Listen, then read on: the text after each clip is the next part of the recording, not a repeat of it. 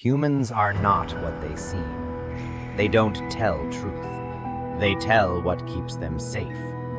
They don't show their mind. They show their strategy.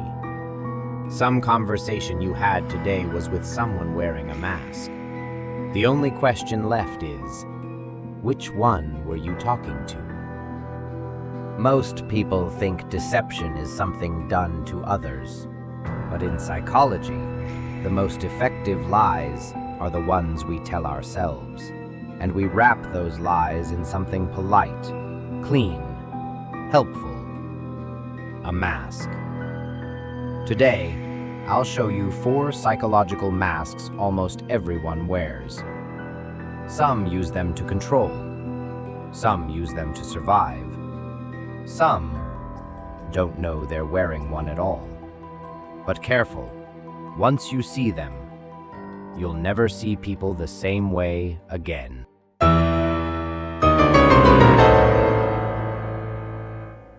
They'll tell you they're fine. They'll tell you it's okay.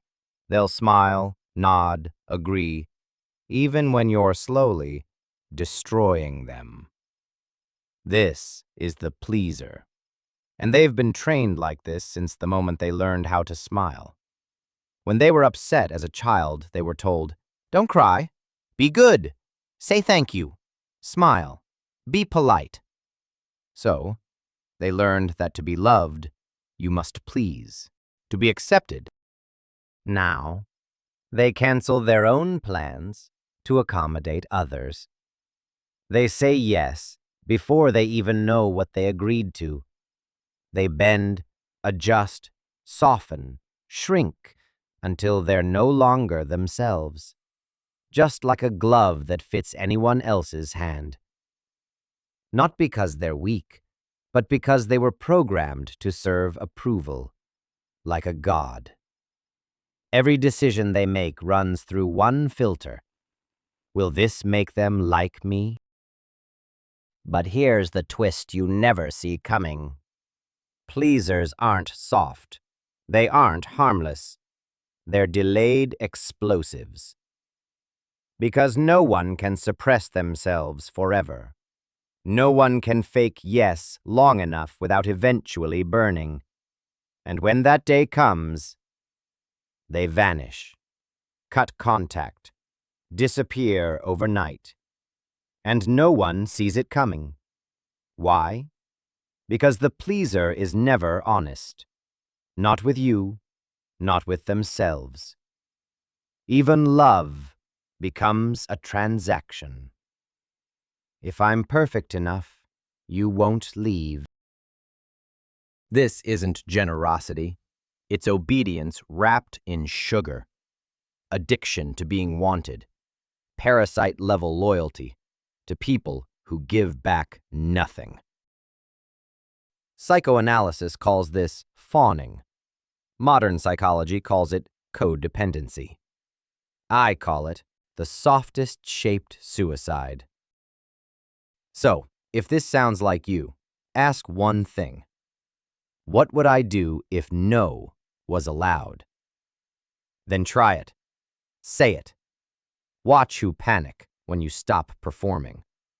Only then will you see who loved you, and who only loved the mask.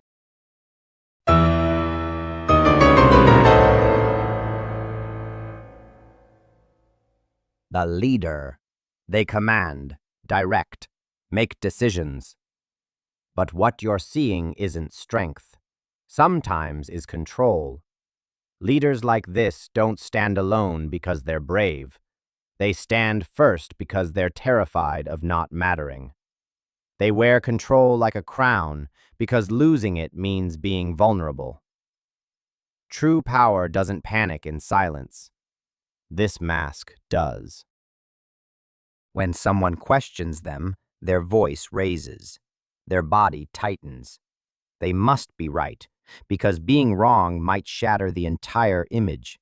They don't pause. They bark. They don't ask. They declare.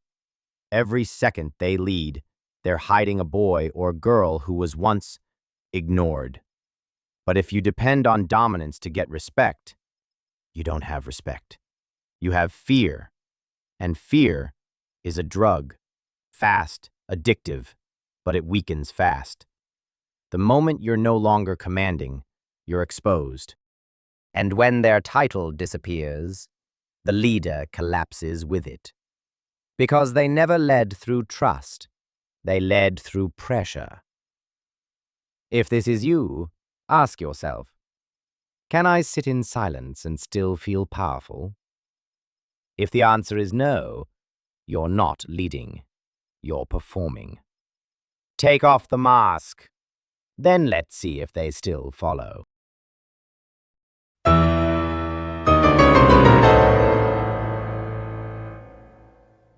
Nobody listens. Nobody understands. Nobody helps. That's the lie they tell and weaponize. The victim mask isn't about pain. It's about power. When you're always the one suffering, everyone else becomes responsible. People start tiptoeing around you. They offer support, attention, forgiveness you didn't deserve. The victim learns early. If you cry enough, people won't ask questions. They'll just comply. And compliance is control.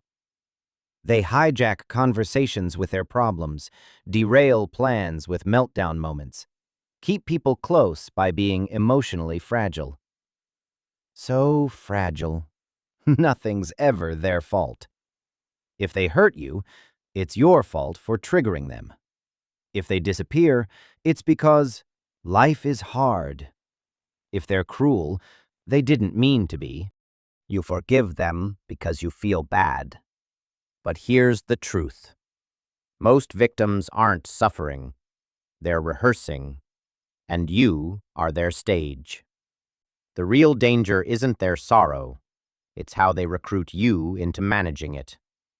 If this sounds like someone you know, step back, because saving them is how they rewrite your story, slowly into theirs.